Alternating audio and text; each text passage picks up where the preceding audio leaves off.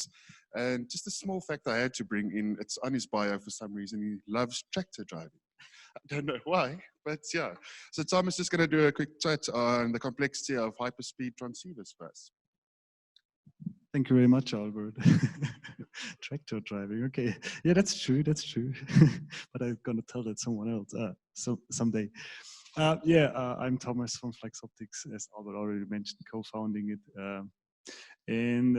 This is the last presentation for today. First of all, welcome here in Joburg, and also the remote presentator, the remote participants watching it on Zoom.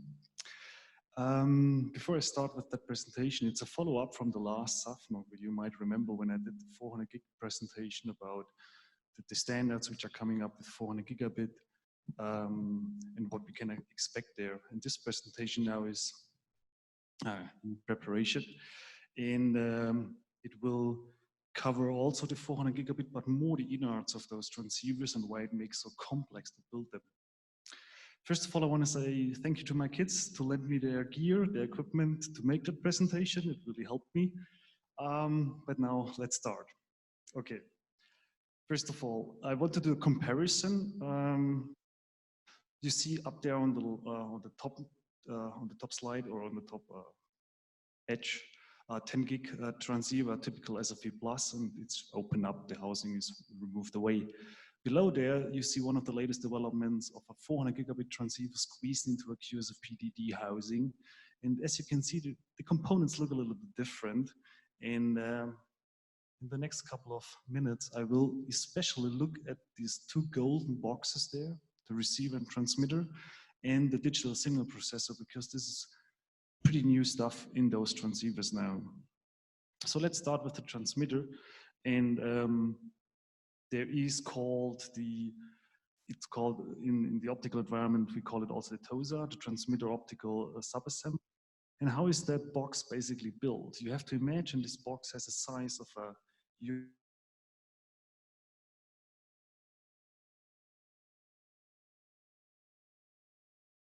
squeeze in quite a lot of optical gear in micromechanics. So first of all, we have the electric connector on the left side. And that's where it's attached to our PCB, which belongs to the transceiver itself. So now we have to fill up that box, and the first thing what we put in there is the laser diodes. As we are talking about 400 gig transceiver, and you're remembering maybe parts of the last presentation, we're talking about 4 wavelength emitting out of such a transceiver. So we need at least 4 lasers to emit 4 different wavelengths. So we got an array of 4 laser diodes feeding in the electrical signal and then emitting light. Now this light is there, but it's not very directed. So to put it in a certain direction, we need lenses on the next slide. But first of all, those laser diodes have an issue. When you give them power, they will heat up quite fast. And when they reach a certain temperature, they will drift away from the wavelength. So what we put in there is a cooler. So this cooler is also electrical driven, and it keeps the temperature stable of those laser diodes, that at the end of the day, the wavelength is stable. And that's a really critical part, this cooler. Now we have light. And now with the optical lenses, we get even more directed light out of our lasers. Those optical lenses, you have to imagine, this is a tiny piece which has dimensions of 0.5 millimeter. And when you want to align them, you do this in 50 nanometer steps in all 3 axes, so in X, Y, and Z. And then when you have the optimal position, like you do it with your glasses, you have to glue them, that they stick there for the next 10 years. And they are not allowed to move a little bit, because when they move, it's out of focus, and then the transceiver won't work. So that's a really tricky part to get them aligned, and then also to glue them properly and stays there. The next part, and there's still quite a lot of space in there, is we need something that we can combine those 4 directed light levels now. And we use an optical multiplexer. We place it in there, and what will happen is those 4 lasers through the lenses go into that filter block, and in the filter block, the light is bouncing back and forward to a certain point here and going out of that receptacle where you later on plug in your fiber patch cord, your jumper, your LC plug, for example. Below there, you see it a little bit more detailed, so we have 4 wavelengths going through that receptacle. Now, we are on the fiber now, the light is on the fiber, hitting on the other side the receiver. So how does the receiver look like?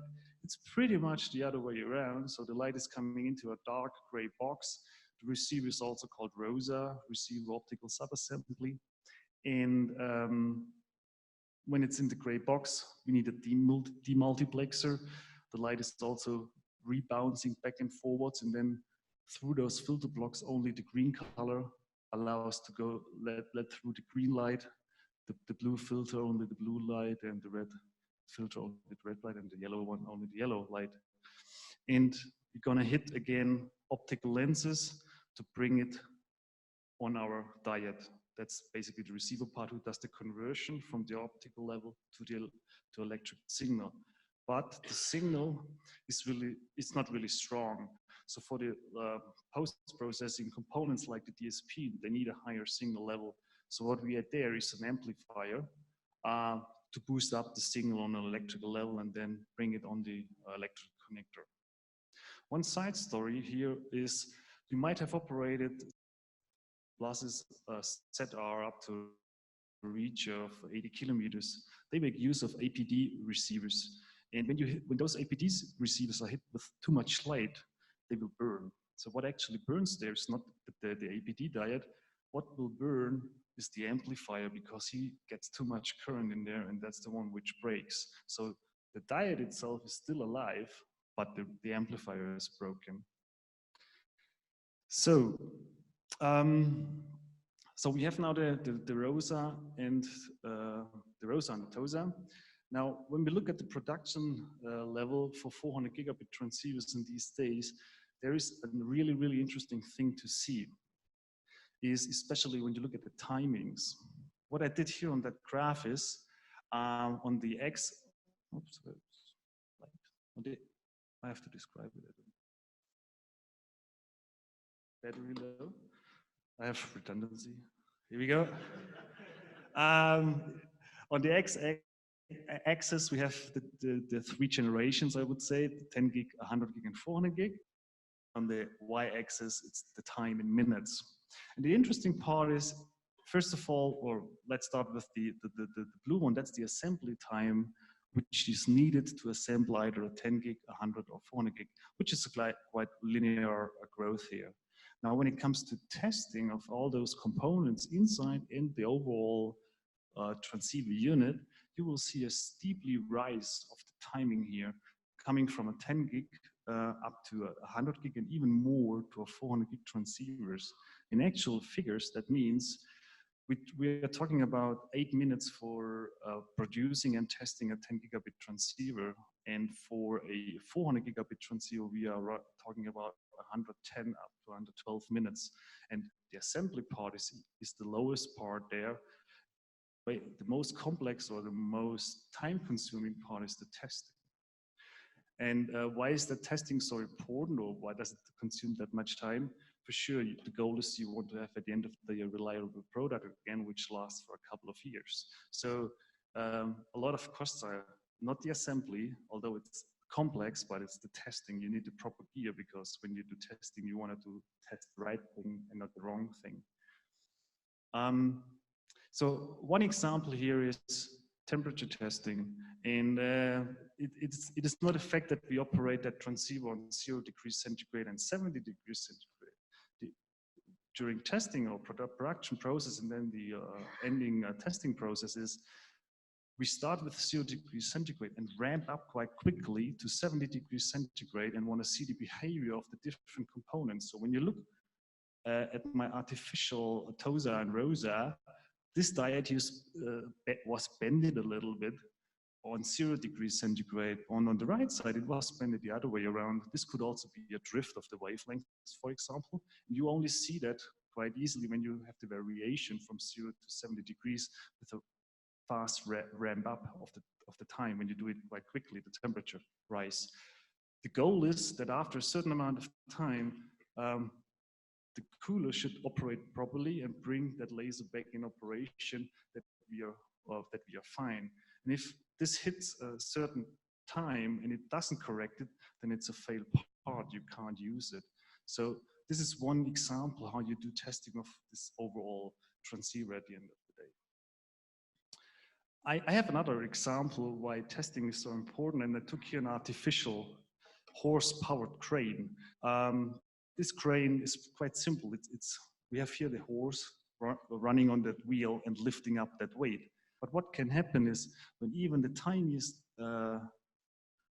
wheel inside there is going to break, first of all, the crane won't work anymore, and it could be even worse. The weight could run down and crash even more of other components.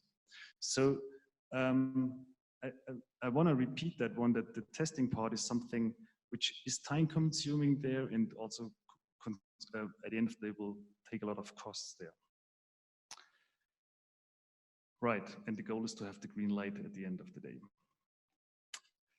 Coming to the last section is, I introduced at the beginning the DSP, which is new to 400 gigabit transceivers, and the digital signal processor inside has a FEC in there, a forward error correction. And why is this needed, and how does it work? I'm going to show you now. First of all, but I want to start with where are we at the moment with 100 gigabit. The current 100 gigabit generation of transceivers doesn't have a FEC inside. The FEC basically is placed in the switch on the left side and the right side. So what it does is the forward error correction encodes on the left side switch and then transmit the data to the right side switch, and there it's going to be decoded, but on the switching side. So how does this FEC works basically? And I have here an artificial link. On the left side, you see the tiny lorry or truck, which has a payload with a couple of bricks, which is going to be our Ethernet frame, for example. And it's going to carry that one to the right side to the excavator, which is our decoder. So on the second step, we are on the road and the bricks are disordered somehow. We have some drops, the blue brick is falling out. And on the third step, you take the decoder to bring the bricks again, which are our frame or the bits inside the frame, into the right order on the receiver side. And how powerful is such a FEC? When you assume a frame of a typical Ethernet frame of 1,500 bytes, these are roughly 12,000 bits, not taking the header and footer in consideration. So 12,000 bits can be corrected when the errors are, I would say, well organized. The FEC can correct up to 330 bits. When the errors occur in a block somewhere within that frame, then the FEC can only correct up to 33 bits. So that's somehow the range where we are, how powerful the FEC is. How does the FEC basically work? It does also increase the speed of our link roughly by 3%, and adds some additional information to do all the correction function on the decoder side.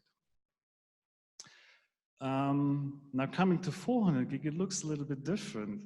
At 400 gigabit, we will have 4 FECs involved in the overall link. So first of all, the switches have a FEC inside, and also the transceiver itself will have a FEC inside.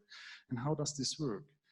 So the switch takes the FEC2 is the encoder on the switch, transmits it to the FEC on the transceiver, but he has to decode it first and then encode it again with the FEC1, transmit it over there to the other side where it's decoded and so on.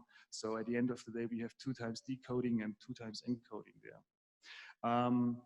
And as you can imagine, so it's important that you either have 2 FECs or 4 FECs or no FEC, but what you really should avoid is having an unequal amount of FECs, for example, 3 in the link, because it won't work at all. So the excavator couldn't unload or couldn't order the bricks in there when it's on the bobby car. Right. In terms of transceivers and what we will see in the next couple of months on the market, I always try to give a little bit an overview what is coming up. First of all, what is some of the latest development things, and that's an additional information to my last presentation, is on the 400 gigabit LR4. I introduced LR4 that the goal was, or still is, to have a LAN WDM in there with a 5 nanometer spacing of each laser to each other. This is the approach from the IEEE. Now industry is trying to get into CWDM4 spacing that means each laser has a spacing of 20 nanometers. So at the current stage, the standard for 400 gig LR4 is not launched or released yet. It's still in discussion on for which technology we will go. But there is a trend that it will go towards CWDM4, as this is producible currently for a reasonable amount of money, and the LAN WDM seems to be a little bit tricky to produce. Against the trend on the 100 gig, because my assumption in the past was that everyone is focusing on 400 gigabit now, and 100 gigabit is somehow stopped the development. There are some new trends that 100 gigabit will get ER4, so up to 40 kilometers, and also ZR4 transceivers having 80 kilometers with typically 4 different wavelengths, and not talking about coherent now. And the third one is the 50 gig ER. Why do I mention it? It's low speed, but it's for mobile networks. In some circumstances, the 50 gig transceivers are quite sufficient for some networks, and it could also impact our data center environment, because the 50 gig transceivers will be produced for a really low price, and it's mainly driven by the mobile operators because they want to push out the 5G networks in big quantities, and they have to connect quite a lot of poles and antennas. So this could be of interest. What is currently available, and also what you can get, is single lambda solutions up to with 11, 12 dB power budget on 25 and 40 gigabit. Yeah, this works. We have it also in the field out there, and the people are quite happy that we got a single lambda solution there now. This brings me to the end of my presentation. From our side, we keep on working on the Flexbox to put some more intelligent in there, also to support the QSFP-DD and OSFP, also to tweak the DSPs. And if there are questions, let me know. I'm still around. Thank you very much.